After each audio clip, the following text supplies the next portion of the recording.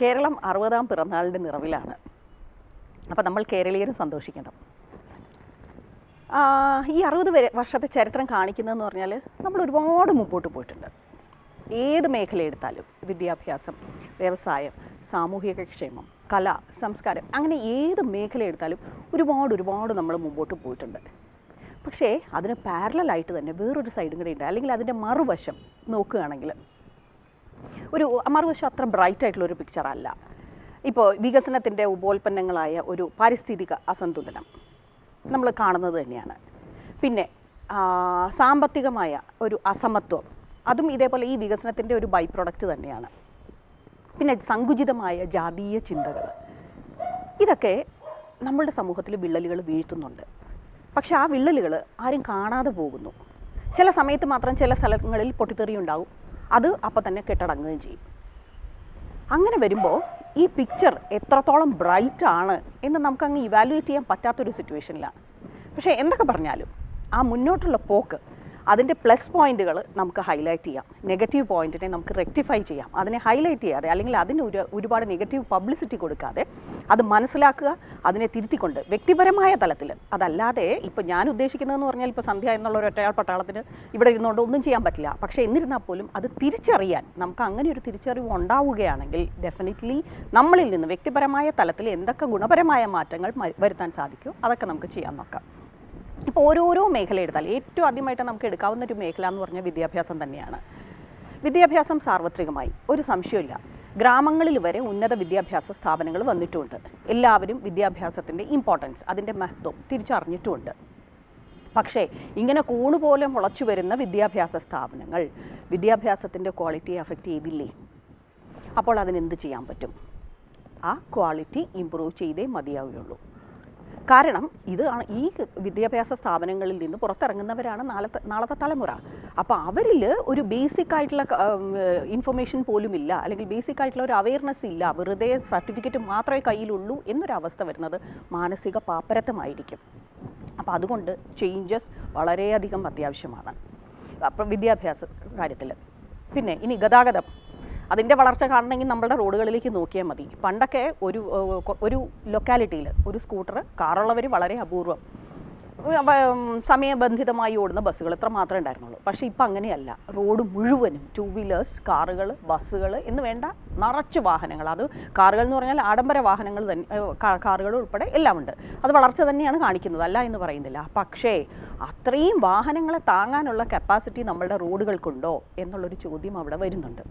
അപ്പോൾ വികസനം, റോഡുകളുടെ വികസനം, അടിസ്ഥാന സൗകര്യങ്ങളുടെ വികസനം എവിടെ എത്തി നിൽക്കുന്നു? ഒരു ആത്മപരിശോധനയ്ക്ക് തയ്യാറാവേണ്ടതുണ്ട്. പിന്നെ വേറൊരു സെഗ്മെൻ്റ് എടുക്കുകയാണെങ്കിൽ സംസ്കാരം, കല, സംസ്കാരം, ഇതൊക്കെ എടുക്കുകയാണെങ്കിൽ അടുത്തിടയ്ക്ക് ഉണ്ടായ ചെറിയൊരു സംഭവം പറയാം. സന്തോഷ് ഏച്ചിക്കാനത്തിൻ്റെ ബിരിയാണി എന്നൊരു കഥ, അതിൽ അദ്ദേഹം ഹൈലൈറ്റ് ചെയ്യാൻ ശ്രമിച്ചത്, എൻ്റെ പോയിന്റ് ഓഫ് വ്യൂവിൽ പറയുകയാണ് ശ്രമിച്ചത്, ദാരിദ്ര്യം എന്നുള്ള തീവ്രമായ ഒരു ദുഃഖം, ആ നിസ്സഹായാവസ്ഥ, അത് അനുഭവിക്കുന്നവൻ്റെ വേദന, ഇതൊക്കെ ഹൈലൈറ്റ് ചെയ്യാൻ ശ്രമിച്ച് വന്ന നല്ലൊരു കഥ. അതിനെ ജാതിയുടെ പേര് പറഞ്ഞ് അറ്റാക്ക് ചെയ്യുന്നത് കണ്ടു. എന്തിനങ്ങനെ എടുക്കുന്നു? ആ ജാതി എന്നുള്ളത് അദ്ദേഹത്തിൻ്റെ ഒരു ബാക്ക്ഗ്രൗണ്ട്, ആ കഥയുടെ ഒരു ബാക്ക്ഗ്രൗണ്ടായിട്ട് എടുക്കുകയും ആ കഥയിൽ പറയാൻ ഉദ്ദേശിച്ചിരിക്കുന്ന പ്രശ്നങ്ങളെ നമ്മൾ മനസ്സിലാക്കുകയല്ലേ ചെയ്യേണ്ടിയിരുന്നത്. അപ്പോൾ സങ്കുചിതമായ ജാതീയ ചിന്തകൾക്ക് നമ്മൾ അടിപ്പെട്ടിട്ടുണ്ട്. അതെന്തിനാണ് എന്ന് മനസ്സിലാവുന്നില്ല. കാരണം ജാതി അല്ലെങ്കിൽ മതം, അതിനെ ശരിയായ ഒരു അർത്ഥത്തിൽ അത് നമ്മളെ മൂല്യങ്ങൾ പഠിപ്പിക്കാനുള്ളതാണെന്നാണ് ഞാൻ വിശ്വസിക്കുന്നത്. അപ്പോൾ ആ ശരിയായ മൂല്യങ്ങൾ മനസ്സിലാക്കുകയാണെങ്കിൽ ഇത്ര സങ്കുചിതമായ ഒരു കാഴ്ചപ്പാട് നമുക്ക് വരില്ല. അതിനെ ശരിയായി മനസ്സിലാക്കുകയും സഹജീവികളോടുള്ള സ്നേഹം അല്ലെങ്കിൽ ആ സമത്വ ഭാവന അതെല്ലാം നമ്മൾ കൈവരിക്കുകയാണെങ്കിൽ ഇങ്ങനെയൊരു അസഹിഷ്ണുത നമ്മളുടെ ഉള്ളിൽ ഉളവാവില്ല.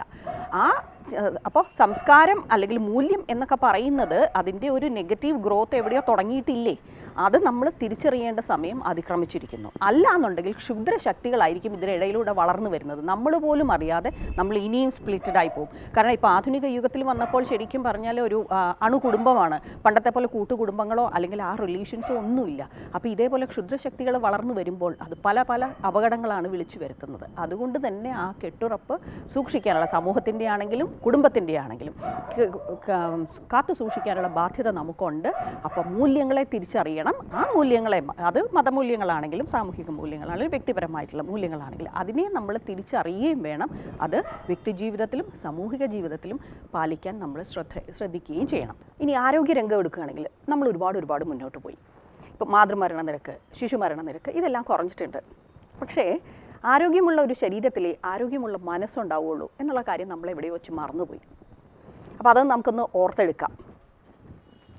പിന്നെ വ്യക്തി ശുചിത്വം പാലിക്കുന്ന മലയാളി സാമൂഹിക ജീവിതത്തിൽ ആ ശുചിത്വം പാലിക്കാതെയായി. അത് വലിയൊരു പ്രശ്നമായിട്ട് വരുന്നില്ലേ?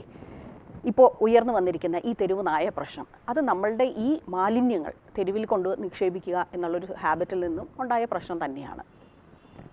അപ്പോൾ ആരോഗ്യരംഗം എല്ലാ രംഗങ്ങളിൽ എന്ന പോലെ പ്ലസും മൈനസുമായിട്ട് ഇങ്ങനെ മുന്നോട്ട് പോയിക്കൊണ്ടിരിക്കുകയാണ്. ഇനി സ്പോർട്സിൻ്റെ കാര്യം എടുത്താലും ഇപ്പോൾ ശ്രീജേഷിൻ്റെ ഹോക്കി താരം ശ്രീജേഷിൻ്റെ ക്യാപ്റ്റൻസിയിൽ നമ്മളിപ്പോൾ ഏഷ്യൻ ഹോക്കി കിരീടം നേടിയെടുത്തു. അത് നമുക്കുള്ളൊരു 60ാം പിറന്നാൾ സമ്മാനമായിട്ട് തന്നെ നമ്മൾ കണക്കാക്കുന്നു. പക്ഷേ ഒരു വിജയം, അതിൻ്റെ ആവേശം അത് ആ ഒരു മൊമെൻ്ററി ആയി മാറരുത്. സ്പോർട്സ് എന്നുള്ളത് നമുക്കൊരു സംസ്കാരമായിട്ട് തന്നെ എടുക്കണം.